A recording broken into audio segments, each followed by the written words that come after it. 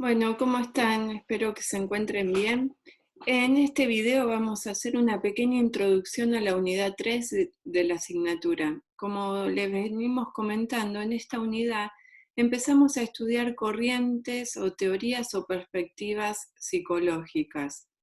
Las primeras dos unidades nos fueron preparando, dando una serie de herramientas para que a partir de ahora podamos leer, ubicar, interpretar cada corriente psicológica en el conjunto de las discusiones del campo de la psicología. En esta unidad nos dedicamos especialmente a estudiar una corriente psicológica que se llama psicometría. La psicometría es una rama de la psicología que se encarga de lo que es la evaluación de la medición y cuantificación de procesos psicológicos y habilidades cognitivas. Específicamente dentro de la psicometría, nosotros nos dedicamos en esta unidad a trabajar los test mentales y dentro de los test mentales nos focalizamos en los test de inteligencia. Es decir, los test de inteligencia son parte de la producción tecnológica que se da dentro de la rama psicológica llamada psicometría, ¿no? La psicometría podemos encontrar diferentes tipos de test. Por ejemplo, el inventario Milom de estilos de personalidad, donde lo que se mide y se evalúa y cuantifica son los estilos de personalidad. Lo que tienen aquí se llama test de Bender, aquí abajo es un test motivacional, y este se llama test de Raven de matrices progresivas. Los test son diferentes tecnologías que ha desarrollado la psicología para poder dar cuenta de algún aspecto de ese mundo interior, íntimo, privado, que no es fácilmente accesible a la observación científica. Entonces, una de las tecnologías que ha desarrollado la psicología para poder dar cuenta de ese mundo mental, psíquico, interior, fueron los test mentales. Es decir, lo que supone metodológicamente esta corriente es que las respuestas que nosotros damos a las consignas que nos proponen los test revelan algo de ese mundo propio, interior, que caracteriza nuestra mente o nuestro psiquismo. Los usos actuales de los test de inteligencia, seguramente algunos de ustedes han resuelto alguna vez un test de este tipo. Puede ser para identificación de patologías mentales, se utiliza en psicología forense, en evaluación de lesiones y traumatismos craneales. Se utiliza también para decidir la admisión o no de una persona a una determinada institución, para selección de personal en el contexto de las empresas y en el mundo del trabajo, es quizás donde es principalmente utilizado, para predicción de rendimiento escolar, identificación de estudiantes con diferentes tipos de discapacidad, orientación vocacional y también dentro de la psicología del deporte, dentro de lo que es el entrenamiento de alto rendimiento. Nosotros vamos a empezar la clase con lo que es la escala de inteligencia Stanford Binet quinta edición, que es del 2003, es la última escala de esta línea. La primera fue del año 1916. En la presencialidad, últimamente solemos empezar la clase armando pequeños grupos y a cada grupo les doy diferentes consignas de esta escala de inteligencia para que resuelvan, luego las puntuamos y seguimos todos los procedimientos. Hay un libro, un manual que indica todos los procedimientos, seguimos todos los procedimientos de evaluación de las respuestas que fueron dando. Solo que hacemos la trampita que lo hacemos en grupo y no de manera individual, que es como se debe hacer. La escala de Stanford Binet tiene, por ejemplo, está compuesta por 10 series y tiene, por ejemplo, una serie, la serie 2, que el sujeto tiene 2 minutos para responder 11 ítems de este tipo. Un tren se detiene con más dificultad que un automóvil porque tiene más ruedas, es más pesado o sus frenos no son buenos, ¿no? O por ejemplo, la serie 5 plantea consignas. La serie 5 uno dispone de 5 minutos y tiene 12 ítems para responder del tipo: ¿cuántas horas tardaría un automóvil en recorrer 660 kilómetros a la velocidad de 60 kilómetros por hora? Y la serie 7, que es otra que tomé como ejemplo, se otorgan 13 minutos máximo para realizarlas, cuenta con 20 ítems y plantea cuestiones del tipo: abrigo es a usar como pan es a, semana es a mes como mes es a. Entonces, si nosotros vemos esta escala de inteligencia que se utiliza en la actualidad, está integrada por 10 subtests que refieren a diferentes áreas de la inteligencia. Vimos la serie 2, se refiere, lo que se evalúa es razonamiento lógico para apreciar las situaciones sociales y sentido común. La serie 5, que lo que mide es la capacidad de atención y manejo de números y la resistencia a la distracción. Por eso la cuestión del tiempo también es un factor importante en los test de inteligencia. Y la serie 7, que mide capacidad de comprensión de conceptos e ideas.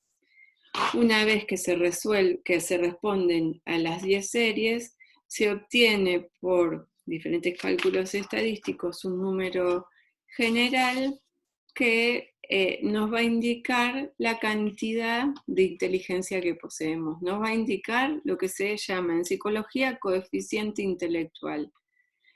El valor medio de coeficiente intelectual o normal es el 100.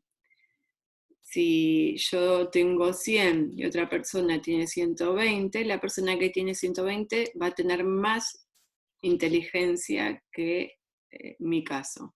Si otra persona tiene 80, va a tener menos inteligencia. Fíjense cómo ya podemos ir viendo que acá hay un constructo psicológico, que es el concepto de inteligencia, que en esta corriente es transformado en un número, en una magnitud, y que nos va a servir para ordenar a grupos de personas, porque podemos aplicar este test a un grupo de 40 personas y cada persona va a obtener un número, que va a ser su coeficiente intelectual. Y nosotros podemos ordenar a esas personas y ubicar más arriba a las que obtuvieron un coeficiente intelectual más alto, más abajo a las que tuvieron un coeficiente intelectual más bajo, y quizás decidir distribuir tareas de manera diferente, o educarlos de maneras diferentes, o asignarlos a diferentes aulas, ¿no? Es decir, luego vamos a reflexionar sobre todas estas cuestiones.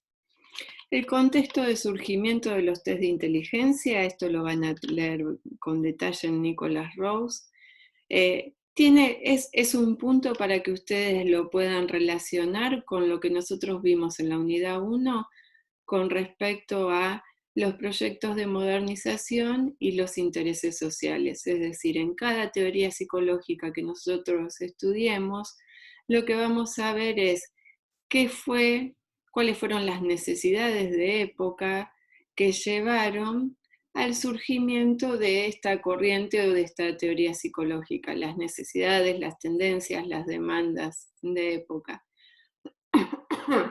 Con respecto a los test de inteligencia, Nicholas Rose plantea que hacia finales del siglo XIX y comienzos del siglo XX nos encontrábamos en un contexto de consolidación y extensión de las instituciones de la modernidad, aquellas que vimos en la unidad 1, como los tribunales, las escuelas, las fábricas y otro tipo de instituciones.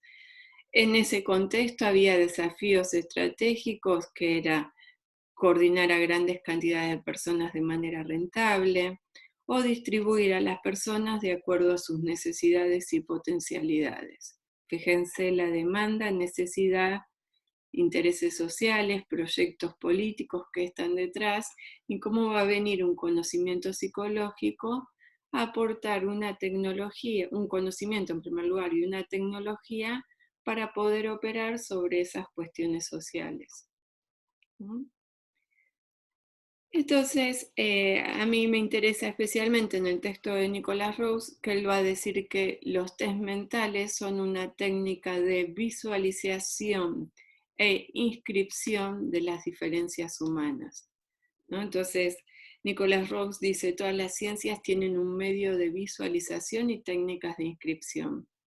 Por ejemplo, podemos pensar la biología, cuando quiere estudiar objetos que no son visibles a simple vista, utiliza como medio de visualización un microscopio, ¿no? Y como técnicas de inscripción, ciertas convenciones acerca de qué es lo que se está viendo cuando se está analizando esa célula, por ejemplo.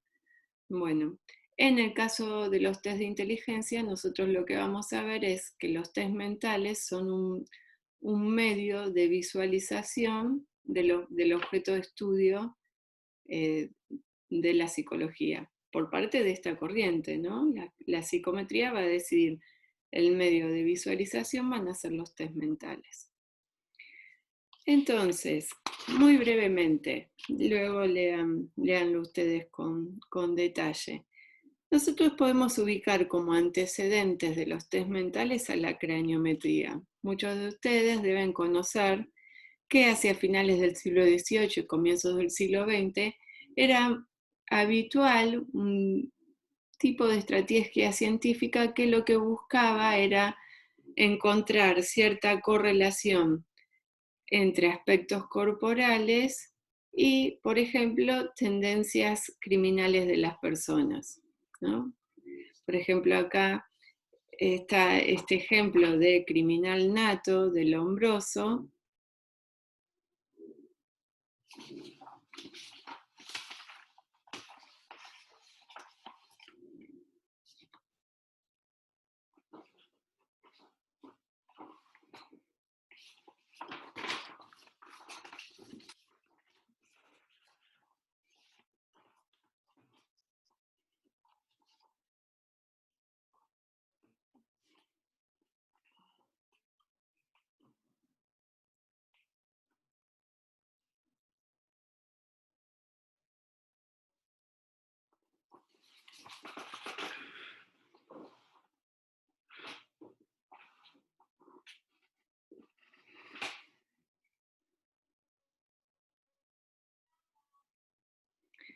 Aquí ustedes tienen el ejemplo de las investigaciones de Lombroso acerca de la criminalidad, y él lo que decía que a través de la craniometría se podría ser capaz de identificar científicamente vínculos entre la naturaleza de un crimen y la personalidad o apariencia física del criminal.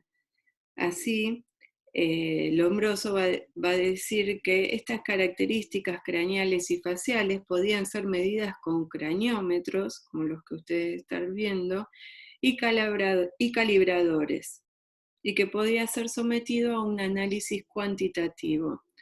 Por ejemplo, como rasgos identificados fisionómicamente en un criminal, él hablaba de mandíbulas largas, proyección hacia afuera de las mandíbulas, frente baja e inclinada, pómulos grandes, narices aplastadas o respingonas, orejas en forma de asa, etc. Eso era la craniometría. La craniometría fue un intento de visualización de ese mundo interior íntimo, inescrutable, del cual se va a ocupar la psicología. Y ese intento aún no era psicológico, sino que era médico o biológico, porque buscaba una correlación entre aspectos de ese mundo interior, el ser criminal, el desear matar a alguien, lo que sea, y características del cuerpo fisionómicas.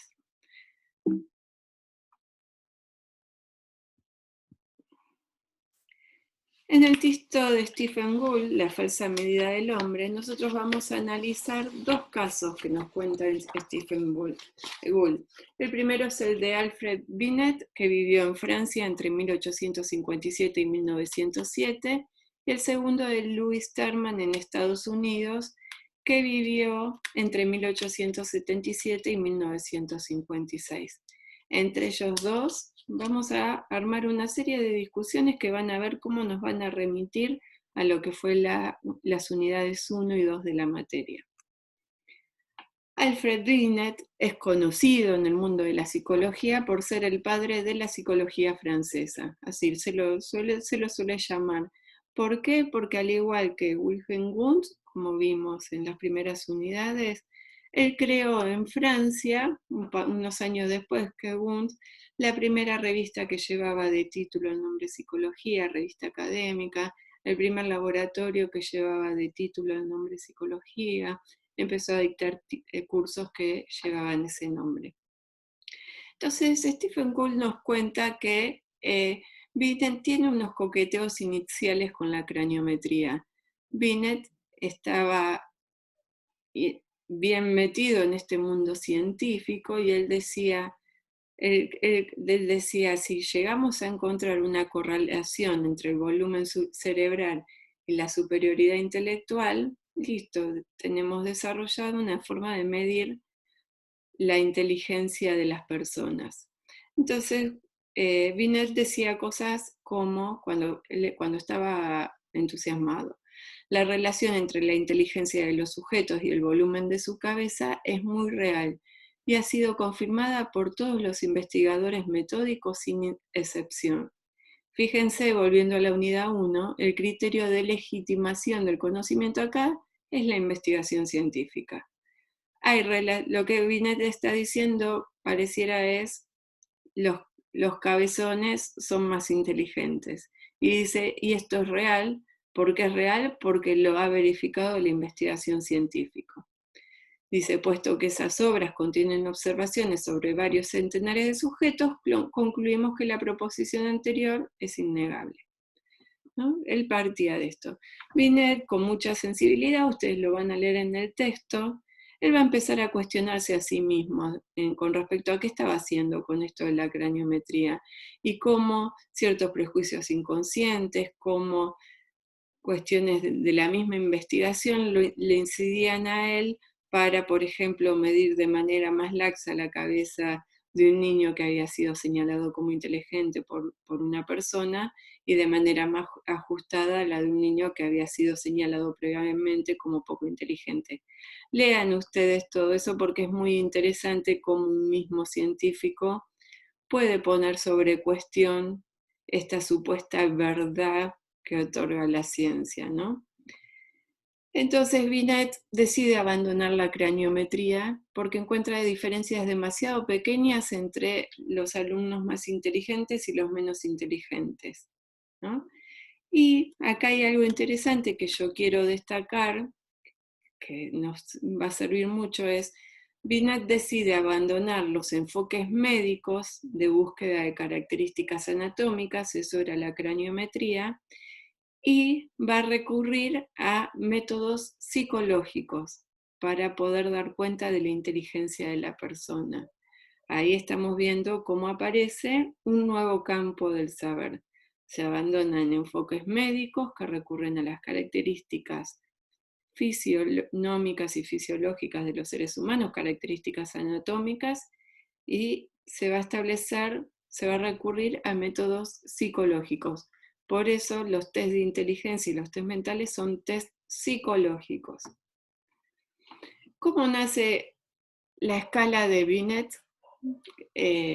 Nace a partir de una demanda del ministro de Educación francés en 1904. En Francia se estaba estableciendo la educación masiva y obligatoria para todos los niños, y frente a estos intereses sociales y estos proyectos de Estado, empezaban a surgir problemas. No todos los niños y las niñas se adaptaban a lo que estas instituciones escolares proponían. Por eso, el ministro de Educación de Francia le va a encargar a Binet entre otras personas, que desarrolle una prueba que permita identificar a aquellos niños y niñas que no iban a funcionar en las escuelas y que van a requerir de una dedicación especial.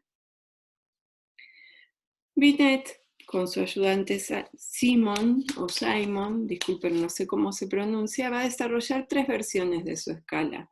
Vamos a detenernos en la primera en 1905, vamos a detenernos en la segunda y en la tercera. ¿Por qué? Porque en estas 2 versiones Binet ya incluye unos conceptos que son centrales dentro de esta corriente psicológica, y es el concepto de edad mental y de edad cronológica.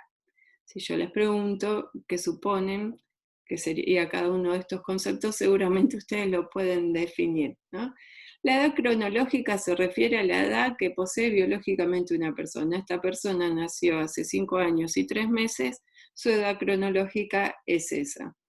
La edad mental, eso va a ser un constructo psicológico. Se va a referir a la supuesta edad que posee un niño en su desarrollo mental. Entonces, si nosotros tenemos un niño de 10 años con una edad mental de 14 años, ese niño va a ser superdotado. Si tenemos un niño con una edad mental de 10 años, perdón, una edad cronológica de 10 años y una edad mental de 6, ese niño va a estar por debajo de lo normal y su desarrollo mental va a ser inferior al esperado como normal, ¿no? Este es un ejemplo de la escala de inteligencia de Binet y Simon. Lo que ellos hacían era establecer una serie de ejercicios o de tareas que los niños y niñas debían resolver, y se empezaba, por ejemplo, con las que están para los 3 años de edad, y se iba avanzando. Cuando el niño ya no podía resolver las tareas, ahí se establecía, bueno, este niño tiene una edad mental de 8 años, ¿no? Entonces después se comparaba, bueno, edad cronológica 8 años, edad mental 8 años, está bien, 8 menos 8 daba 0. El problema era cuando teníamos un niño que llegaba a resolver las tareas de, por ejemplo, hasta los 8 años de edad, y las de los 9 ya no podía, pero ese niño tenía una edad cronológica de 12 años. Entonces se hacía edad mental menos edad cronológica, daba negativo, menos 4. Los valores que daban negativos, esos niños eran derivados a la educación especial. Es decir, la propuesta de educación especial que va a establecer Alfred Binet es una propuesta para proporcionar a estos estudiantes las herramientas necesarias para que ellos puedan desarrollar sus aprendizajes y continuar con un desarrollo mental, ¿no? Es decir, no era un castigo, sino era, para Binet la educación especial era otro tipo de educación centrada en aportar cierto tipo de estrategias y de habilidades a estos niños para que pudieran desempeñarse con éxito en la escuela.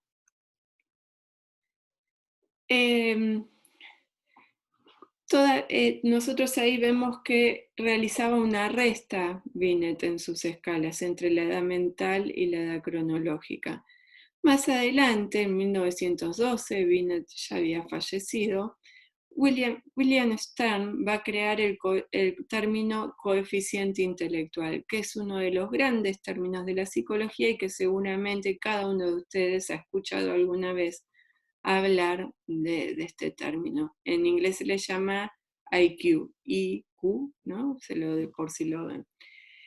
William Stern lo que decía, ustedes esto lo van a encontrar en una nota al pie de página en el texto de Stephen Gould, que les recomiendo que la lean esa nota, es que estadísticamente y matemáticamente es más correcto dividir edad mental sobre edad cronológica y multiplicarlo por 100 que restarlo.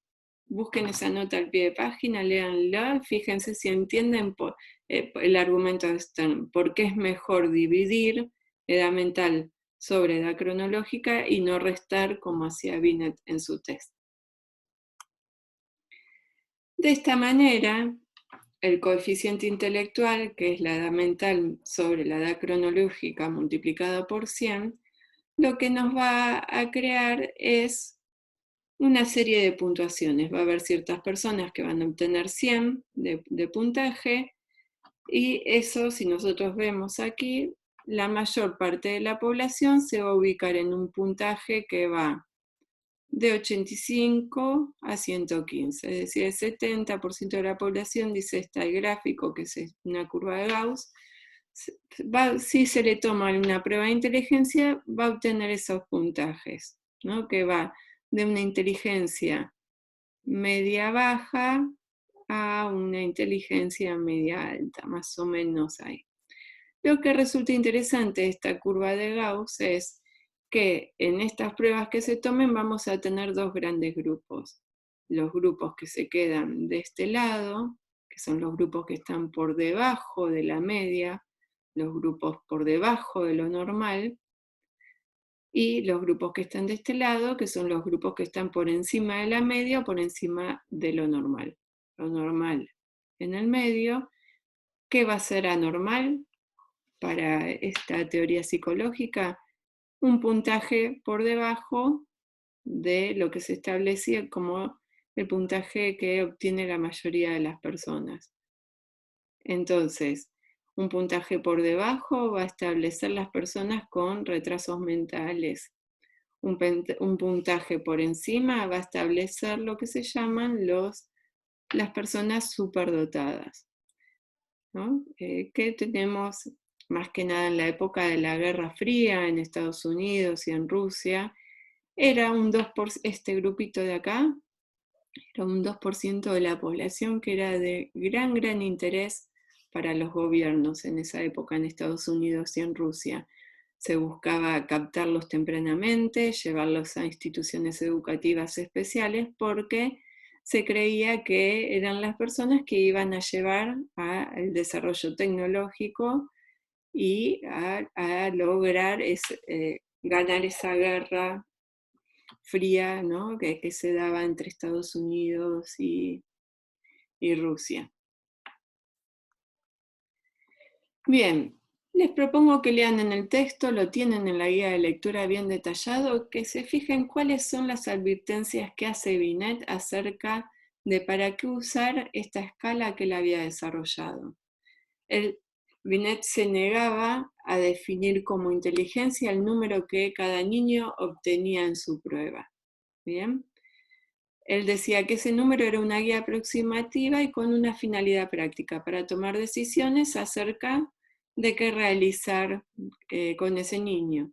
Decía que nos da una mirada sobre el momento actual, no nos dice nada acerca del pasado ni acerca del futuro de esos niños. No nos dice nada acerca de las causas, de por qué si un niño tiene gran puntaje, poco puntaje, no nos dice eso.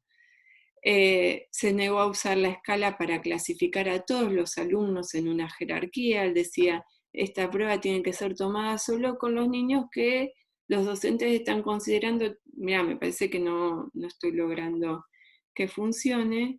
Y también planteó el temor de que la aplicación de estas escalas por parte de los docentes en esta incipiente escolarización masiva, lo que hiciera fuera cumplir el rol de profecía autocumplida.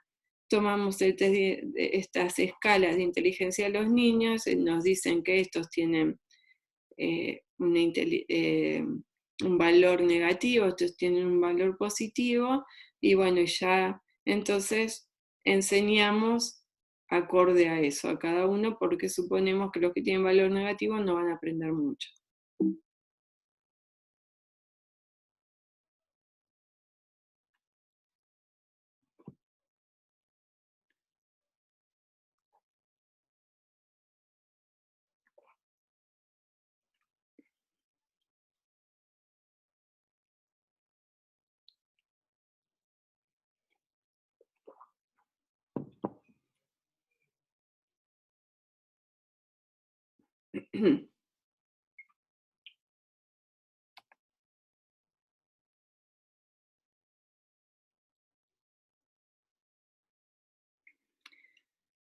Bueno, les sugiero entonces que lean en detalle todas las advertencias que hace Binet, sistematícenlas y piénsenlas, porque detrás de eso va a haber una determinada forma de concebir la inteligencia y una determinada forma de concebir al ser humano.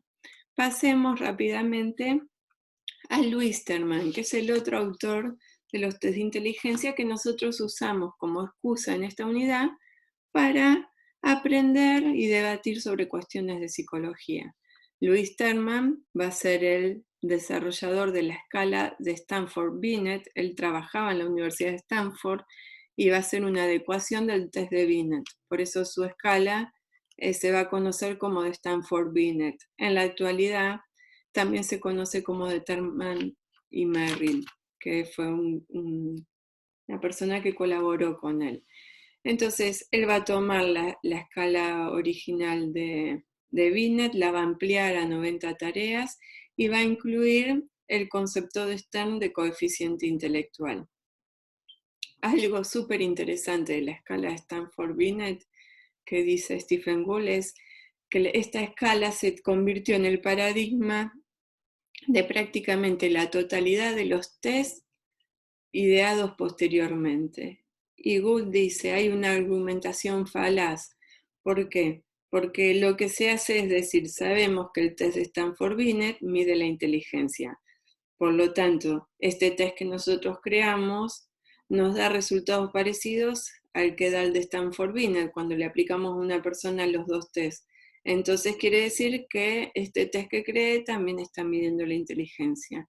Es decir, tuvo un impacto tan grande los desarrollos de Louis Terman para medir la inteligencia que se transformó en el criterio de verdad.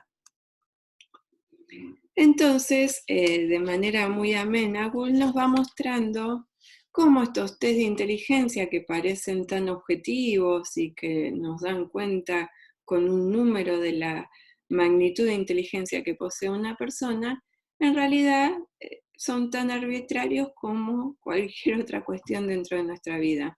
Y da como ejemplo esta pregunta, ¿no? Que un indio llega por primera vez en su vida a la ciudad y ve pasar a un hombre blanco por la calle. Cuando éste pasa a su lado, el indio dice, el hombre blanco es perezoso, camina sentado. ¿En qué medio de transporte iba el hombre blanco para que el indio pudiese decir camina sentado? ¿Qué responderían ustedes? Bueno, las dejo con la intriga para que vayan al texto y vean, había una sola respuesta posible. Cualquier otra que hayan pensado era incorrecta. Recuerden que si era incorrecta se puntúa con 0. Si se puntúa con 0, no suman para la valoración de su coeficiente intelectual.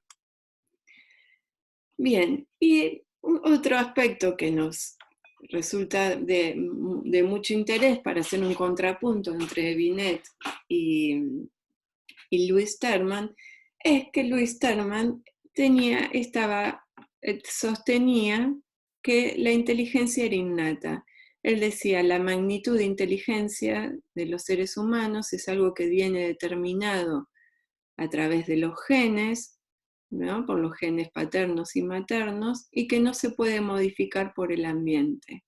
Es decir, vayamos a la unidad 2, que la tienen bien fresquita, es una posición claramente innatista acerca de la inteligencia.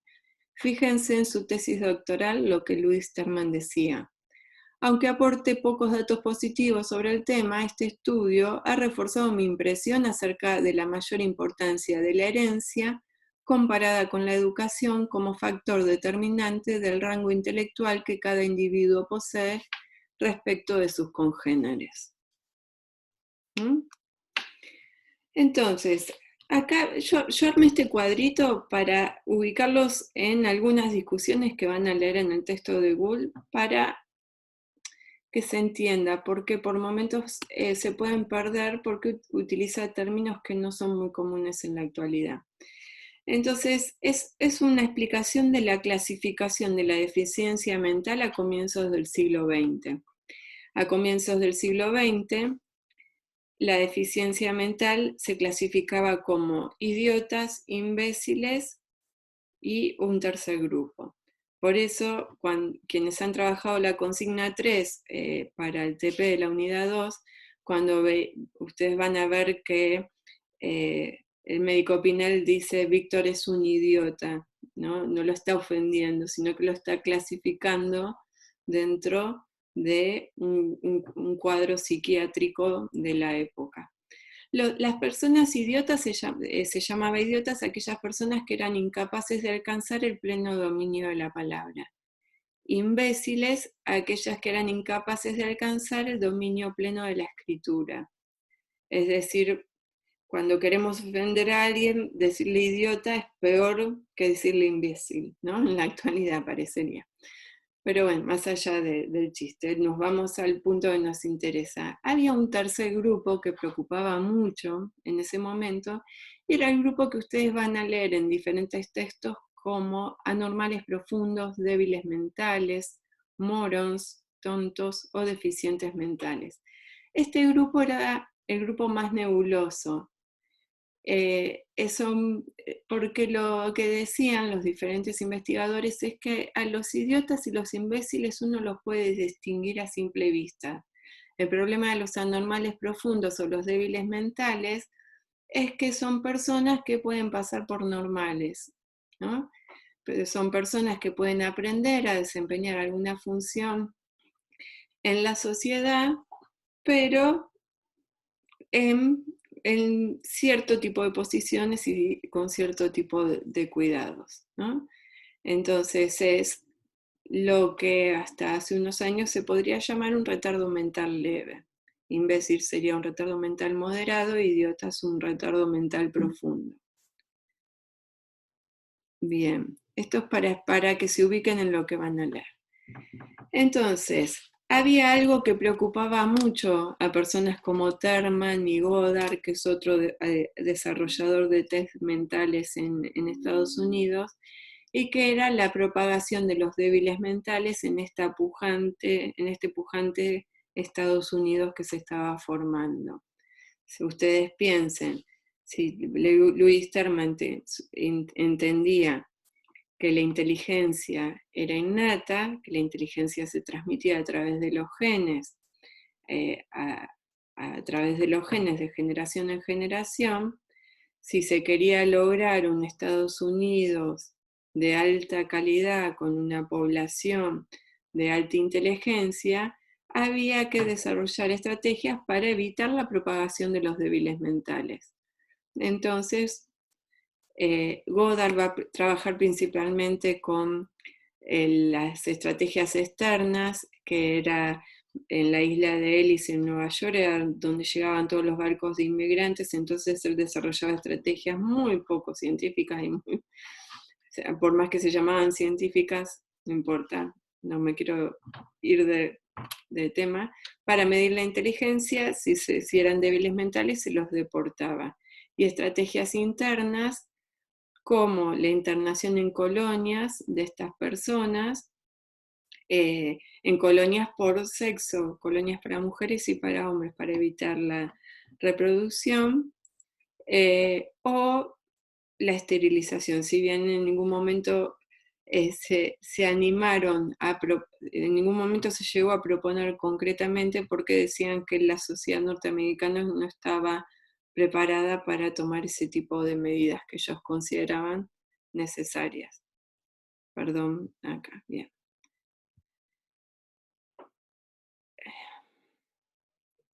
Bien. Vamos a hacer acá un recreo y luego voy a grabar otro video y continuamos.